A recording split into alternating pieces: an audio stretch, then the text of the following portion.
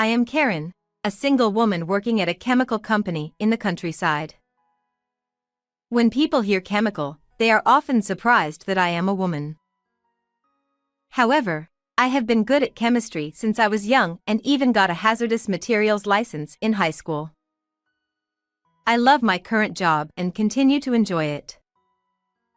I was born and bred in this small rural town. In the past, the only place to go was the candy store, but recently there have been many changes, such as the construction of a new airport and a tall apartment building in front of the station. And, I don't know if it's specific to rural areas or unique to this town, but since long ago, there have been many delinquent youths resembling biker gangs here. Even now, sometimes you can hear the sound of police cars chasing them late at night. Though they're called youths, it seems lately there are many university students among them. At one time, I went out drinking with colleagues and ended up walking alone on the streets around 2 a.m. Since it was a weekday night, there were few people around, so any noise echoed loudly. Yes, for example, the sound of dozens of motorcycles. After a while, a group of motorcycles stopped ahead and were doing something dangerous. Because I've always had a strong sense of justice, I instinctively intervened. As a result, I became a target along with my family by a young man who held a grudge against me, and the situation took an unexpected turn. The men from the motorcycle group are talking to a man standing at a taxi stand several tens of meters ahead of me. It's clear they're not asking for directions, and seeing the fear on the man's face, I couldn't stand by anymore. I put my phone, which I had been using, back into my pocket and approached the motorcycle group. "What are you guys doing?" At the sound of my voice, the men all turned around simultaneously. They appeared to be adults, definitely over 18 years old, and I quickly understood they were probably university students in their early 20s, grouped together as a team. The momentary distraction caused by my call allowed the man to run away. Then, one man glared at me as if he had lost his prey. Probably the leader among them, he scanned me from head to toe as if sizing me up. "You, woman, don't stick your nose into this." He spat out those words. The other men around him smirked and chuckled. For a moment, I felt in danger, but then suddenly the sirens of a police car blared. I'm not that foolish. As soon as I realized the man was being extorted, I immediately called the police and kept the call connected. After a brief questioning, I was released. I probably should have waited for the police to arrive, but the man had his bag snatched and was being searched through, so I couldn't just leave him alone. Of course, the police assured me they would recover the bag and contact the owner, which was a relief. The motorcycle group, especially the leader, looked at me with a resentful expression. I hoped that this incident would make them reconsider their actions and stop. Some time had passed, and I was sleeping at my parents' house when I woke up to a loud noise. It was the sound of something breaking and the laughter of several men. I quickly went outside and, as expected, saw about 4 young men laughing uproariously as they ran away. They had broken the window glass in the bathroom. Our family home is quite old, and perhaps due to its aging condition, the window was easily broken. Fortunately, since it happened late at night, no one was injured, and my parents were sleeping safely in their bedroom away from the bathroom. I felt relieved, but at the same time, memories of that motorcycle group from earlier came to mind. Until now, we've never experienced such harassment, and my parents aren't the type to provoke anyone's grudge. So, it seems the perpetrators targeted me specifically. If they had targeted me personally, it would be a different story, but my parents have nothing to do with it. While feeling frustrated about this, I decided to call the police and have them come to inspect the scene. The next day, a contractor came and managed to repair the damage, but the repair costs were quite high, which made me sigh. And then, the following night, I had anticipated they might come back, but it happened sooner than expected. This time, instead of breaking into the house, they were trying to enter the fields behind my parents' house. I could see the fields directly from my room, so I spotted the men. Bastards. I muttered to myself and headed to the fields. On the way there, Oh crap. the startled voices of the men echoed. When I got to the field, I found one man lying on the ground twitching, while his mates looked bewildered and didn't know what to do. He's been electrocuted. Are you okay? Seeing him collapse, I became concerned and shouted loudly. Oh shit. The other men abandoned their electrocuted friend and fled in a panic. The man lying on the ground had fainted, his eyes rolled back. Clearly, this was the result of his attempt to trespass into the field. So, I had no choice but to wait for the police to arrive. When the police and ambulance arrived, the man was taken to the hospital for treatment. While being questioned late at night, we received a report from another officer who accompanied the man to the hospital, saying he had regained consciousness.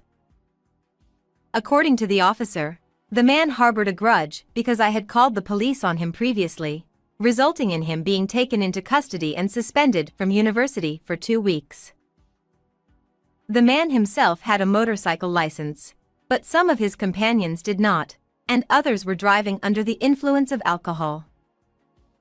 Because of these issues, he was suspended and, during his suspension, he investigated me, and even followed me on my way home from work.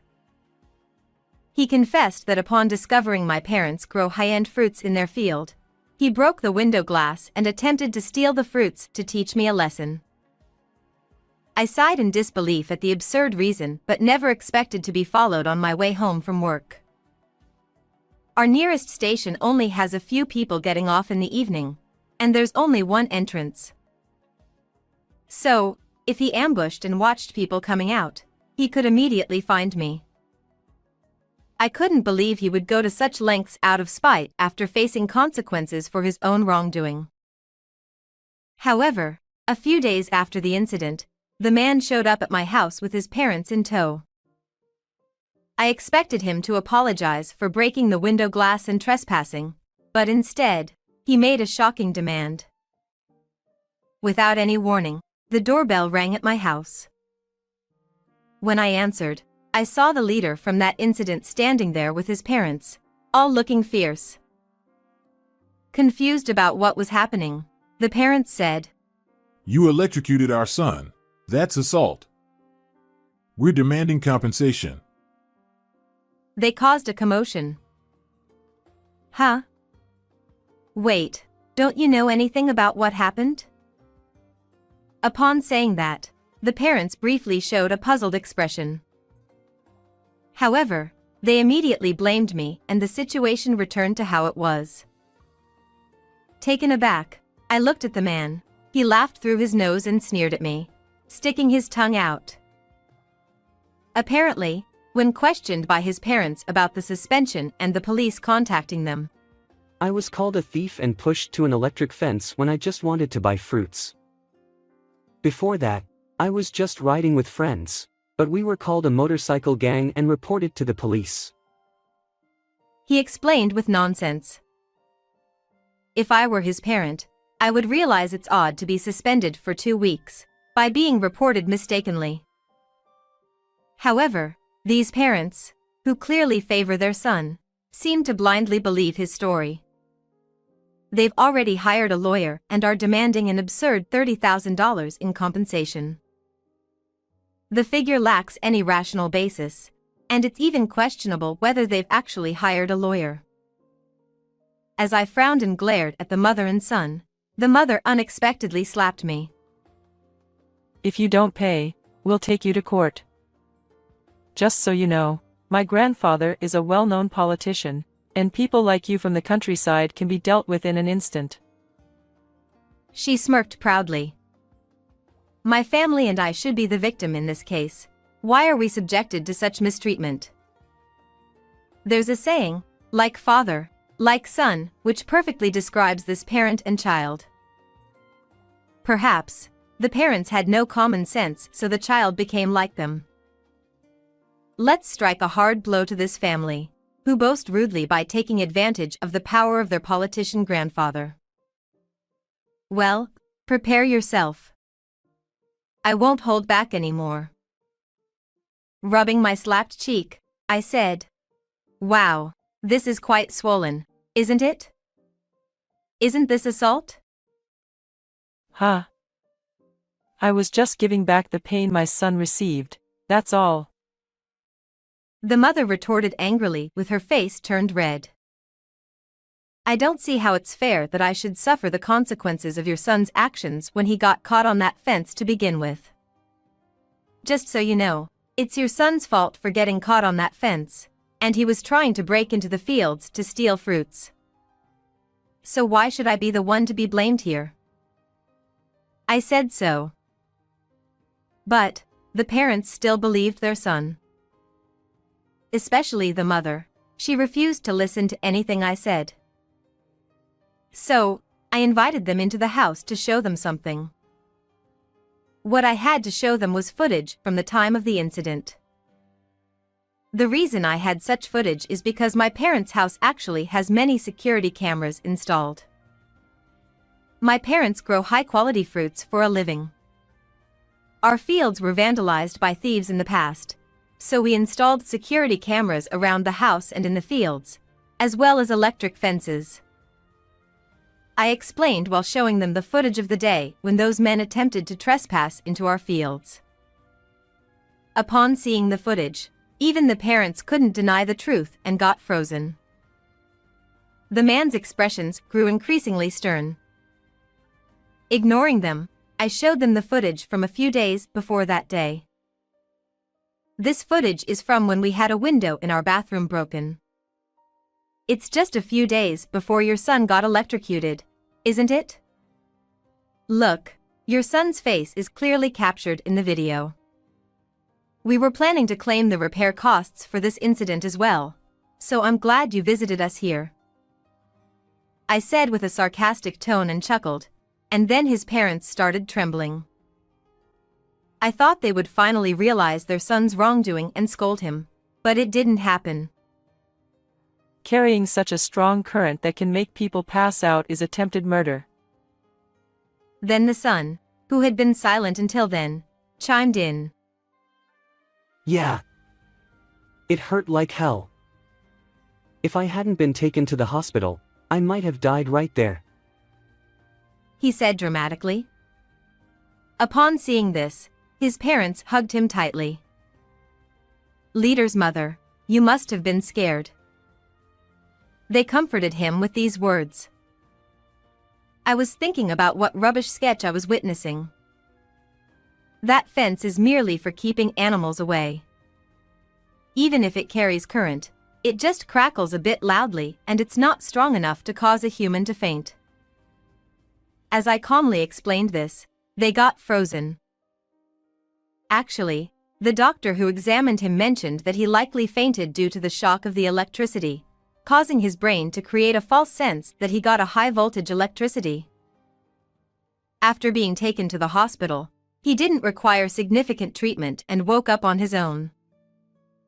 We have the statement from police interrogation, medical examination, and testimony from the contractor who installed the fence. It has been verified how much current flows through it. It has been determined that there is no harm to the human body, and no fault has been found on our side. Upon hearing this, they fell silent, seemingly having no words left to respond. Still, the mother persisted. You're immature against a university student. It's worse to report just because they were riding bikes. She continued to make excuses and resist. Regarding the bike incident, I told them about the noise disturbance, the presence of unlicensed and drunk drivers among his friends. His delinquency is the fault of you, parents who encourage it, isn't it? Upon saying that, they fell completely silent, not uttering a single word thereafter. Afterwards, I told them I'd contacted them through a lawyer to demand compensation for breaking a window, and I let them go home. I thought everything was settled, but the man perhaps reached his breaking point and took drastic action. A few days after their visit, an incident occurred. On that day, I was taking a weekday off as a compensatory holiday and relaxing at home. Suddenly, there was a commotion outside. I heard my parents shouting in panic and a man's angry voice that sounded familiar. I headed to the field, having a bad feeling, only to see that man laughing uproariously while spreading some liquid in the field. The field was in chaos, and all the fruits that were about to be harvested were ruined. My parents, who were just about to start working, had found the man trespassing and destroying the field in broad daylight, and they were telling him to stop. Even from a distance, I was shocked by the devastating scene. I couldn't tell what liquid the man was spreading, and an unknown fear gripped me. If it was gasoline, it could lead to an unavoidable disaster, and there was even a risk of the fire spreading to nearby homes. "Hey, what are you doing?" I shouted, and the man turned around and said with a creepy smile on his face, "I'm going to burn it all down." If the field is burned, you can't do anything, right? Then he pulled out a lighter. My parents let out cries that sounded almost like screams, but I noticed something when I smelled the liquid. Without that distinctive odor, the likelihood of it being gasoline or kerosene was low. I looked at the discarded can that likely contained the liquid. And then, I realized. If you want to burn it all down, why don't you do it? My outrageous statement shocked my parents as well. However, seeing that I remained composed and considering my profession, they didn't say anything. He seemed to regard my words as a final act of resistance, and attempted to ignite it, but it failed to catch fire. Unable to understand why it didn't work, the man looked bewildered. So, I, who works at a chemical company, explained it to him. "I bet that you bought the oil at the supermarket, right? Vegetable oil has a flash point around 250 degrees Celsius, so it's not that easy to ignite." Upon hearing this, the man looked even more puzzled. At that moment, the police, likely already called by my parents, arrived and promptly apprehended the man. He had resisted violently, resulting in his arrest for obstructing official duties. And then the man asked, "How did you know it wouldn't burn?" So I replied, "It's because that's my profession. Most people would think it would catch fire, but not me." With that, he looked frustrated as he was taken away to the police station. Afterwards, the man was charged with property damage. Due to the severity of the incident and the fact that it was a repeat offense despite previous warnings, he got convicted with a suspended sentence and was also expelled from his university. Moreover, if it's just compensating for broken window glass, it wouldn't cost much. However, if it's about damaging our field, it's a different story. It included the costs of restoring the field and compensating for the ruined fruits. Also, the covering of the damages for failing to deliver to the stores we had contracts with was added up. The total costs far exceed the arbitrary amount of $30,000 that the man's parents proposed to me. When my lawyer showed them the legal documents detailing the damages and compensation, those parents were reportedly shocked and taken aback. After being expelled from university and returning home, the man apparently worked tirelessly day and night to repay the damages his parents had covered. Besides, his politician grandfather decided to sever ties with that family, considering his own dignity. Their relationship was probably superficial. As for me, I have been living in relief and enjoying the peace I finally got back. Since then, I've noticed fewer sightings of motorcycle gangs, which has made life more peaceful. I didn't have any hobbies, so my only enjoyment was going out drinking. When I attended a gathering organized by my friends, I met the love of my life. After dating for 2 years, we got married. I don't have any knowledge of growing fruits, but it turns out his family runs a farm. Being the second son and not planning to inherit the family farm anyway, he agreed to live with my family. My parents are delighted to have a successor son-in-law. Now that the field has been restored, I'd like to support my family business from now on.